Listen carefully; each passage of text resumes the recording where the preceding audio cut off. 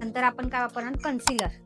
जेव्हा character use झाल्यानंतर आपण काय वापरणार, कन्सिलर. तर कसं यूज करायचं मी तुम्हाला सांगते. ह्याचं त्यामध्ये शेड अवेलेबल इथं लिहिलेलं असतं, पण इथं शेड असतात. 2 शेड घेतला की इनफ आहे. एकदा मी करेक्टर सुद्धा यूज करते, म्हणजे कन्सिलर यूज करत नाही. करेक्टर यूज करून डायरेक्ट फाउंडेशन यूज करते एकदा, म्हणजे स्किन कंडिशननुसार. म्हणजे तुम्हाला प्रॅक्टिस करताना म्हणजे कळणारच की कन्सिलर कधी वापरायचं, करेक्टर कधी वापरायचं, फाउंडेशन कधी वापरायचं. ह्याचा यूज समजला तुम्हाला. आता नंतर आपण फाउंडेशन. हे बिल्डेबल फाउंडेशन आहे, म्हणजे बिल्ड करत जाणार. म्हणजे एकदाच लावलं पॅची दिसणार असं नाही.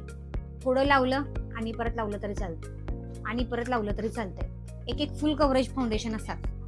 फुल कव्हरेज फाउंडेशन मध्ये काय होतं, एकदा लावलं की इनफ होतं. पण हे कसं आहे, बिल्डेबल फाउंडेशन आहे आणि मॅट मध्ये आहे.